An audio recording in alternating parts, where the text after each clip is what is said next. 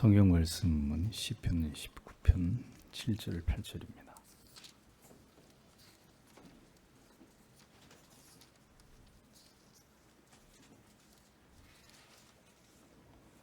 같이 읽겠습니다.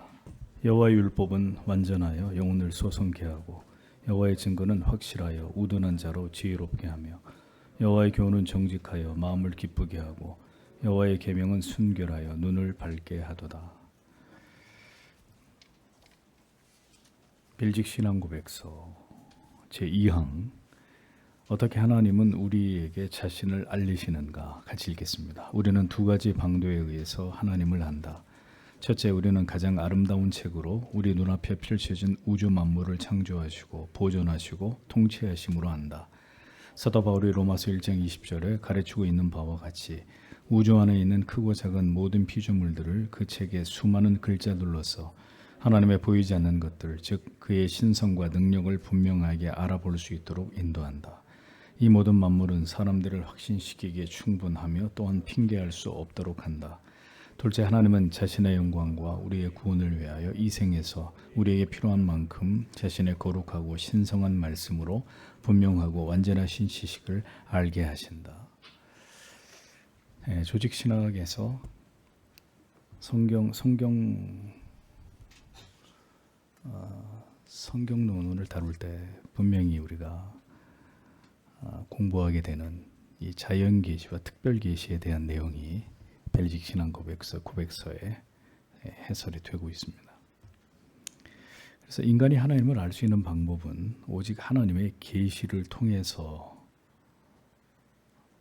알 수 있게 됩니다. 근데 그 계시에는 두 가지가 있다고 고백서가 설명을 하죠. 하나님께서는 두 가지 책을 통해서 자신을 우리에게 계시하셨는데, 첫 번째 책은 하나님이 지으신 이 세상 우주 만물이라는 책입니다. 두 번째는 성경책을 통해서 하나님 자신을 계시하셨다는 것입니다. 칼빈은 기독교 강요 1권 5장에서 우주 만물의 창조를 통한 하나님의 계시를 설명을 했고, 6장에서는 성경을 통한 계시를 역시 다루고 있으면서 동일하게 자연계시와 특별계시, 하나님이 우리에게 주신 계시는 두 가지가 있다는 사실을 설명을 합니다. 하나님께서는 가장 아름다운 책으로 우리 눈앞에 펼쳐진 우주 만물을 창조하시고 보존하시고 통치하고 계시는데, 이것을 통해서 하나님을 계시하셨다 이렇게 설명을 합니다. 우리는 이것을 일반 계시, 다른 말로 자연 계시라고 부르죠. 이 자연 계시 속에서 우리는 하나님의 창조 사역과 보존하시고 통치하고 계시는 이 사역들을 발견하게 되는 것입니다. 방금 읽은 시편 19편 1절에서 4절은 하늘과 땅에 펼쳐진 이 하나님의 창조 사역을 이렇게 노래하고 있습니다. 하늘이 하나님의 영광을 선포하고 궁창이 그 손으로 하신 일을 나타내는도다. 날은 날에게 말하고 밤은 밤에게 지식을 전하니 언어가 없고 들리는 소리도 없으나 그 소리가 온 땅에 통하고 그 말씀이 세계 끝까지 이르도다. 하나님이 해를 위하여 하늘에 장막을 베푸셨도다. 이렇게 기록이 되어 있습니다. 시인은 이 말씀을 통해서 하나님이 지으신 이 온 세계가 하나님의 존재하심을 설교하고 있는 위대한 메신저로 묘사를 하고 있습니다. 칼빈은 하나님은 우주의 작품으로 매일 자기 자신을 우리에게 드러내고 계신다 이런 말을 했습니다. 산과 바다 그리고 밤하늘의 수많은 별들을 보면서 그리스도인들은 무슨 생각을 떠올리게 됩니까? 우리가 위대한 조각이나 그림 혹은 어떤 건축물, 랜드마크 같은 이런 유명한 건축물들을 보게 되면 그것을 그리고 조각하고 만든 사람이 누군가에 대해서 궁금증을 갖습니다. 누가 저 그림을, 저런 훌륭한 작품을, 저 빌딩을, 저 멋있는 건물을 누가 지은 것일까 궁금해하게 됩니다. 그리고 그 작품과 작가의 영광과 명예가 동일하게 취급되는 것을 알 수 있습니다. 그러니까 위대한 작품을 보면서 우리는 그 작품을 만든 사람에게 칭송과 찬사를 보내듯이 그리스도인들은 이 대자연 앞에서 이것을 만드신 하나님을 떠올리고 생각하면서 이 위대하신 창조주께 영광을 돌리는 사람들이 그리스도인들이라는 겁니다. 경건한 그리스도인들은 아름다운 자연 속에 있을 때, 그리고 성경을 깊이 묵상할 때 하나님을 가장 섬세하고 친밀하게 느낄 수 있습니다. 예수를 믿지 않는 사람들은 좋은 경치가 좋은 곳에 가면 무슨 생각을 해요? 다 그런 건 아니에요. 다 그런 건 아닌데 삼겹살에 소주 한잔 하면 좋겠다 이런 생각들을 한다고 해요. 저는 그런 생각을 한 번도 해본 적이 없어서. 고작 생각하는 게 경치 좋은 데 가서 술 한잔하고 고기 구워 먹을 생각을 하는 정도밖에 안 되는 것이 불신자들이란 말입니다. 그런데 우리는 아름다운 대자연 앞에서 그리고 하나님의 말씀을 펼칠 때 그 속에서 살아 숨쉬는 하나님의 호흡을 느끼는 거죠. 그 이유가 무엇 때문이라고요? 이 모든 것이 하나님 자신을 드러낸 계시이기 때문이다. 거듭나게 될 때, 우리가 거듭나게 될 때 우리는 비로소 이 창조의 위대하신 하나님의 솜씨에 대해서 경탄하게 됩니다. 여러분들이 은혜를 받고 회심했을 때를 생각해 보세요. 모든 것이 다 아름다워 보이는 놀라운 발견을 하셨을 때가 있을 겁니다. 나무도 이뻐 보이고 심지어 지나가는 버스도 이뻐 보여요. 이 하늘의 아름다운 구름은 말할 것도 없고, 사람이 거듭나게 되면 전에 똑같이 봤던 산이고 나무고 들풀이고 꽃이고 한데 예전에 봤던 그것으로 보이지 않는 거예요. 그 모든 것 속에서 하나님을 보는 것입니다. 이것이 하나님의 솜씨다, 하나님의 작품이다 라는 것을 깨닫고 경탄하게 됩니다. 모든 것이 아름다워 보이게 되는 놀라운 변화를 경험하게 되죠. 그래서 모든 경건한 하나님의 사람들은 자연을 다 사랑했습니다. 그 자연 속에서 하나님을 묵상하는 일을 대단히 즐거워했습니다. 모든 신앙의 위인전들을 읽어보면 공통점이 있는데 모두가 다 자연을 사랑했다는 거죠. 그 깊은 자연 속으로 들어가서 하나님과 기도하면서 교통을 하든지 혹은 하나님의 말씀을 읽는다든지 아무도 없는 곳에서 이런 시간들을 다 즐거워했던 것을 볼 수 있습니다. 그러니까 자연 속에 있을 때 마치 하나님의 품 안에 있는 듯한 위로를 받는 거죠. 하나님께서는 우주 만물 삼라만상을 창조하셨을 뿐만 아니라 그것들을 보존하고 계십니다.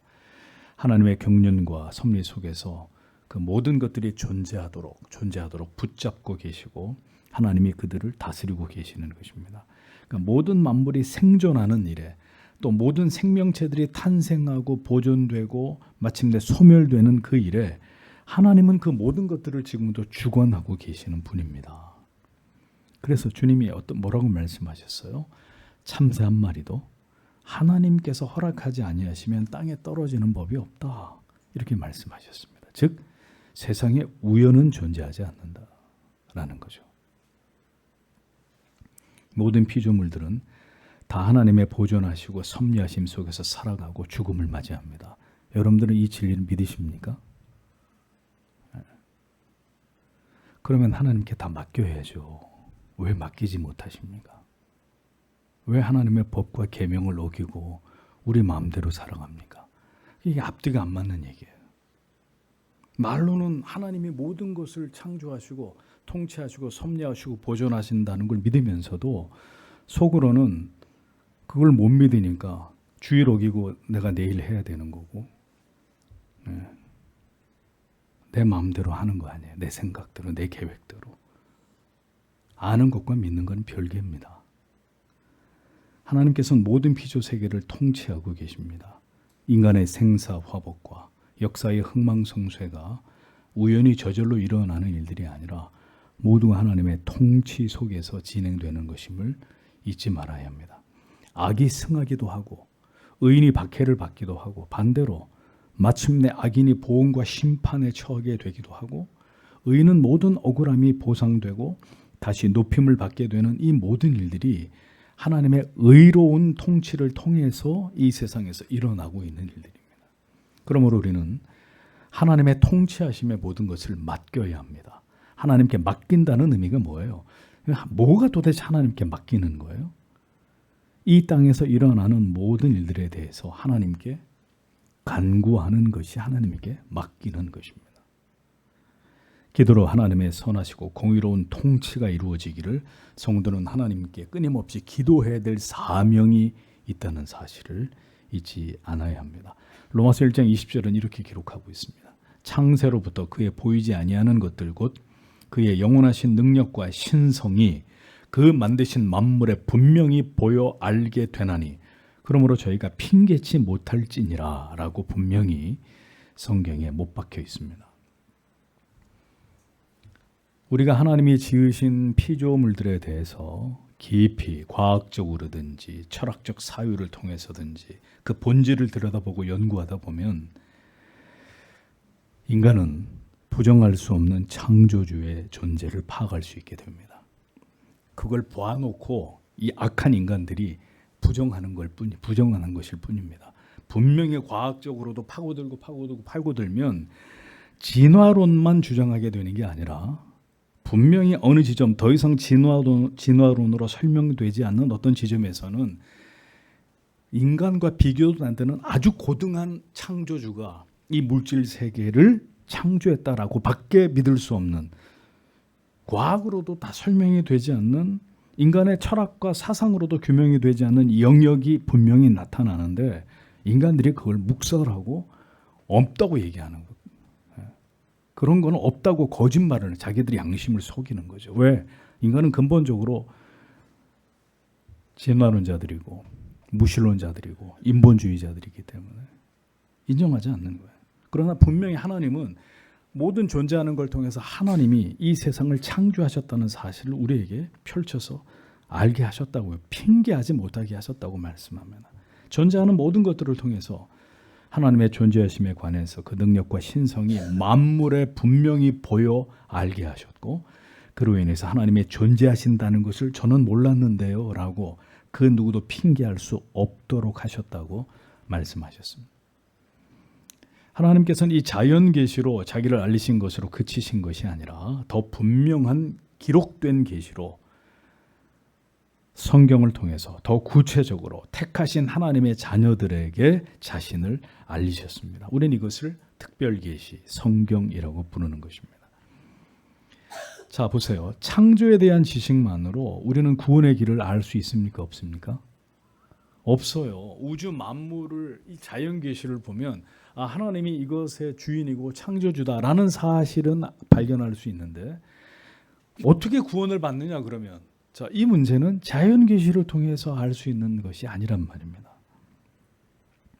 하나님은 창조, 타락, 구속, 심판이라는 이 구원의 길을 보이시기 위해서 이것을 충분히 우리에게 알리신 성경을 우리에게 주신 것입니다. 신앙 고백서는 그래서 하나님은 자신의 영광과 우리의 구원을 위하여 이 생에서 우리에게 필요한 만큼 자신이 거룩하고 신성한 말씀으로 분명하고 완전하게 자신을 알게 하셨다 이렇게 설명을 하고 있습니다.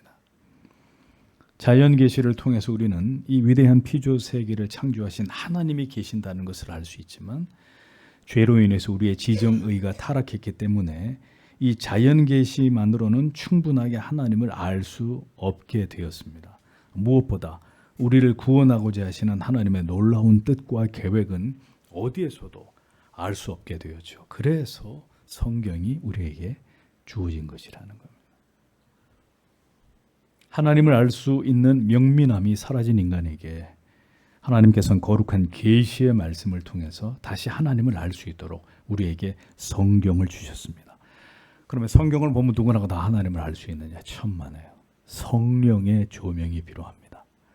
성경을 주셨고 그 성경을 통해 예수가 나의 구주이심을 믿게 만들 자들에게는 다시 성령을 주셔서 성령을 통해 하나님의 계시의 말씀에 눈이 열리고 귀가 열리고 마음이 영혼이 열려져서 성령의 진리를 깨달아 알도록 역사하신 것입니다. 성경에서 제일 중요한 주제가 뭡니까? 성경에서 제일 중요한 거 예수 그리스도입니다. 영원한 말씀이 육신이 되어서 우리 가운데 오시니까 바로 하나님의 독생 성자 예수 그리스도이십니다. 구약의 모든 예언은 이 예수 그리스도를 조명하고 있고, 신약은 이 땅에 오신 하나님의 아들을 집중 조명하면서 주님이 하신 말씀들과 그가 행하신 일들을 기록하고 있습니다. 그리고 장차 그분이 다시 이 땅에 심판주로 다시 재림하실 것이라는 사실을 신약 성경은 우리에게 보여주고 있습니다. 그러니까 이 성육신하신 그리스도를 통해서 하나님께서는 하나님 자신을 더 자세하게 우리에게 알리신 것입니다. 하나님이 인간이 되어서 인간의 언어를 가지고 인간들에게 하나님의 구원의 계획을 자세하게 풀어서 가르쳐 주신 것입니다. 하나님이 우리에게 어떤 뜻을 가지고 우리를 향하고 계시는지를 아들을 통해 모두 우리에게 말씀해 주신 것입니다. 그래서 성경의 핵심은 예수 그리스도입니다. 베드로전서 1장 10절에서 12절은 이렇게 기록하고 있습니다. 이 구원에 대하여서는 너희에게 임할 은혜를 예언하던 선지자들이 연구하고 부지런히 살펴서, 누가요? 선지자들이, 사도가 아니라 구약의 선지자들이 구원에 대해서 너희에게 임할 은혜를 예언하던 선지자들이 연구하고 부지런히 살펴서 자기 속에 계신 그리스도의 영이 그 받으실 권한과 후에 얻으실 영광을 미리 증거하여 어느 시 어느 때를 지시하시는지 상고하느니라. 이 섬긴 바가 자기를 위한 것이 아니요 너희를 위한 것임이 계시로 알게 되었으니 이것은 하늘로부터 보내신 성령을 힘입어 복음을 전하는 자들로 이제 너희에게 고한 것이요 천사들도 살펴보기를 원하는 것이니라. 이렇게 기록되어 있습니다. 무슨 얘기냐? 베드로는 구약의 선지자뿐만 아니라 신약의 사도들까지도 모두 성령을 통해서 예수 그리스도에 관해서 연구하고 살핀 것으로 모든 자들이, 심지어 천사들까지도 모두 알아야 될 내용이 바로 그것이었다. 이렇게 얘기하고 있는 거예요. 하나님께서는 타락한 죄인들인 하나님의 자녀들을 위한 위대한 구원의 계획을 성경을 통해서 말씀하셨고, 그 구원의 사역의 핵심을 아들을 통해서 이루고자 하셨습니다. 그러므로 구원을 받고자 하는 모든 자들은 예수 그리스도를 복음을 통해서 반드시 만나야 하고 성경의 진리를 통해서 반드시 회심하는 은혜를 체험해야 합니다. 나의 죄됨을 철저하게 시인하고 오직 예수만이 나의 유일한 구주가 되심에 대한 분명한 신앙의 고백을 통해서 하나님의 자녀가 되는 은혜를 그 어떤 다른 방편이 아니라 오직 성경을 통해서 얻는 자들이 되어야 합니다. 꿈, 환상, 음성 다 필요 없어요. 이런 거는 구원의 방법이 아니에요. 오직 성경을 통해서. 그래서 디모데후서 3장 16절에서 17절은 성경의 기능을 이렇게 말씀하죠. 모든 성경은 하나님의 감동으로 된 것으로 교훈과 책망과 바르게 함과 의로 교육하기에 유익하니 이는 하나님의 사람으로 온전케 하며 모든 선한 일을 행하기에 온전케 하려 함이니라 라고 기록되어 있습니다. 성경을 주신 목적과 성경의 기능이 이 구절들 속에 잘 기록되어 있는데, 성경은 전적으로 타락하고 부패하여 어리석게 된 죄인들로 하여금 교훈, 책망, 바르게 함, 의로 교육함으로써 결국 하나님의 사람, 즉 택하심을 입은 자들로 하여금 온전케 한다. 이렇게 기록을 하고 있습니다. 또 모든 선한 일을 행하기에 온전케 하기 위함이다. 이렇게 두 가지를 얘기해요. 이게 뭘 뜻하는 것이죠?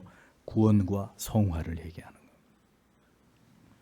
구원과 성화에 있어서 모든 것을 완벽하게 가능케 하는 것이 무엇이냐? 하나님의 말씀인 성경이다 라고 성경은 뚜렷하게 밝히고 있는 것입니다. 그러므로 진정한 거듭난 그리스도, 그러니까 목사가 맨날 얘기해서 안 될 얘기가 있어요. 사실은 이 자리에서 여러분들에게 이렇게 말하는 건 여러분들을 모독하는 거예요. 그게 뭐냐? 예배 빠지지 마세요. 성경 열심히 읽으세요. 기도 열심히 하세요. 백날 해봐야 소용없는 얘기예요. 해서는 안 될 얘기예요. 왜? 그거는 기본이기 때문에. 여기 예수 믿기 위해서 교회 오신 모든 분들에게 주일날 예배를 빠지지 않는 것과 그리고 하나님의 말씀을 육의 양식을 먹듯이 매일매일 먹는 것과 하나님 앞에 나가서 매일 기도하는 일은 그거는 그렇게 하세요라고 얘기할 문제가 아니란 말이에요. 근데 참 희한하죠. 그런 가장 기본적인 게 안 된단 말이에요. 절대 다수가. 그러니 오늘 우리의 믿음은 뭘까? 이런 이야기를, 이런 주제를 자꾸 이야기할 수밖에 없는 거예요. 성경을 주신 목적과 성경의 기능이 이 구절 속에 분명히 나와 있어요. 그러므로 진정으로 거듭난 그리스도인들은 언제나 하나님의 말씀을 듣고 자신을 깨뜨리는 일에 자신의 죄를 회개하고 하나님의 뜻에 순종하고 그리스도를 닮아가는 일을 위해서 언제나 성경을 상고하는 자들입니다. 누가 가르쳐줘요 도대체 그거를? 에? 일주일 내내 정신없이 세상에서 일하고 집에 들어오시면 피곤하셔서 저녁 드시고 주무시기 바쁜데 누가 우리 귀에다 대고 그리스도인의 삶에 대해서, 그들의 도리에 대해서, 그들이 추구해야 될 삶의 목표와 사명에 대해서 우리에게 가르쳐 줍니까? 아무도 가르쳐 주는 사람, 회사의 대표가 가르쳐 줘요? 대학 학교 교수가 누가 가르쳐 주냐? 시어머니가 가르쳐 줘요? 여러분들이 성경 말씀을 펼치지 않고서는, 성경을 묵상하고 상고하지 않고서는 아무것도 알 수가 없어요. 하나님의 말씀을 사모하지 않는 자, 진리에 대한 거룩한 호기심으로 하나님을 알아가는 일을 위해 경건에 힘쓰고 이것을 훈련하지 않는 자는 거듭난 그리스도인이라고 볼 수 없는 것입니다. 그러니까 자꾸 목사의 얘기를 농담처럼 들으신단 말입니다. 아무리 목사가 이렇게 얘기를 해도 한 귀로 듣고 다 흘려버리시고 결국은 여러분들이 원하는 삶을 세상에서 사신단 말입니다.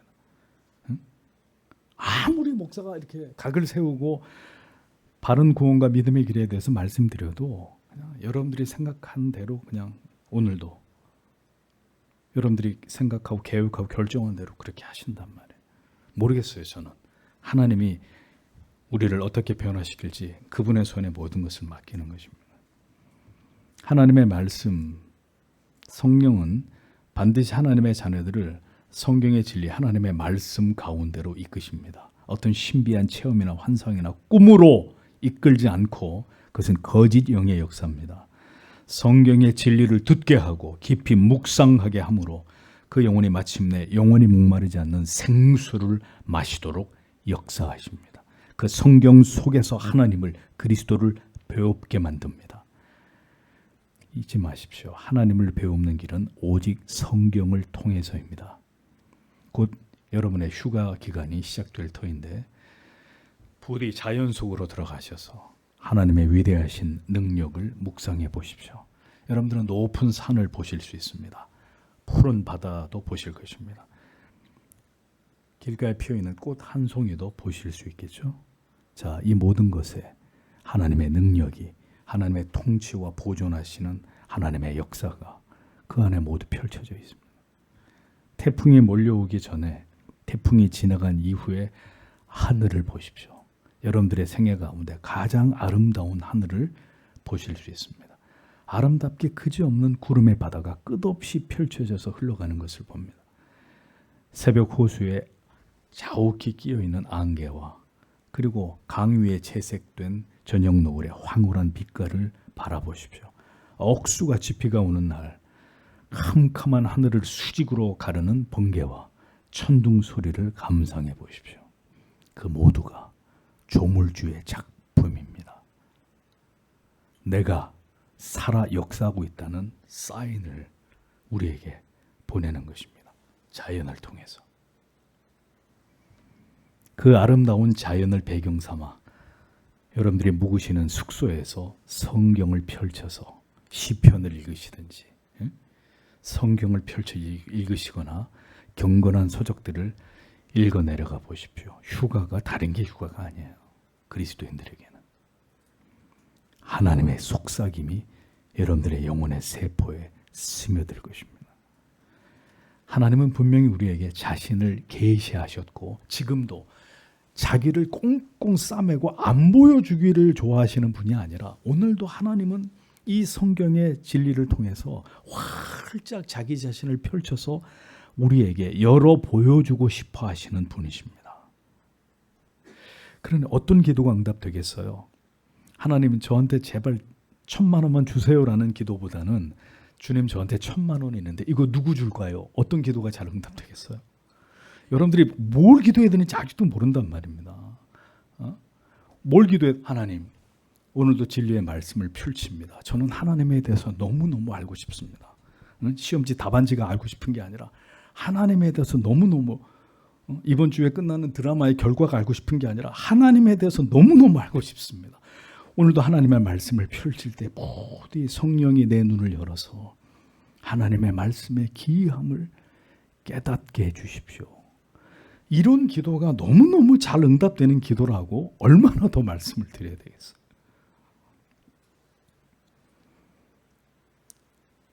자연이 우리에게 오늘도 소리를 치고 있고 성경의 진리가 그것을 우리에게 선명하게 증명하고 있습니다. 성경을 덮어놓으면 성경을 덮어놓고 여기다 마이크를 딱 들이대보세요. 제발 나를 펼쳐. 제발 나를 펼쳐서 빛을 좀 보게 해다오.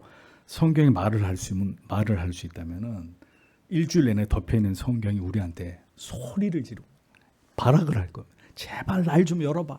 제발 나로 하여금 이 빛을 보게 해줘. 라고 성경이 우리에게 호소를 할 겁니다. 인생의 모든 순간을 지나가면서 우리는 슬픔과 괴로움과 절망을, 낙심과 우울을 경험하게 될 수 있습니다. 그러나 하나님께서는 그 모든 순간을 우리를 성경으로 부르셔서 우리를 위로하시고 다시 일으키시고 환희와 기쁨을 얻게 하시는 기회로 만드시는 분이십니다. 하나님을 알고 경험하고 느낄 수 있는 성경을 우리 곁에 두고도 왜 어리석은 인생들은 고독해하고 슬퍼하고 우울해하는 일로 더 많은 시간을 보내고 있는 것일까요? 이 생에서 우리에게 필요한 만큼 자신의 거룩하고 신성한 말씀으로 분명하고 완전하게 하나님 자신을 우리에게 알게 하신다 라고 신앙 고백서는 분명하게 우리에게 안내해 주고 있습니다. 부디 우리 모두가 이 하나님의 말씀인 성경을 통해서 하나님을 더 깊이 알고 경험하고 하나님과 더 친밀해지는 은혜를 누리는 하나님의 자녀들이 되시기를 주님의 이름으로 축복합니다. 기도하겠습니다.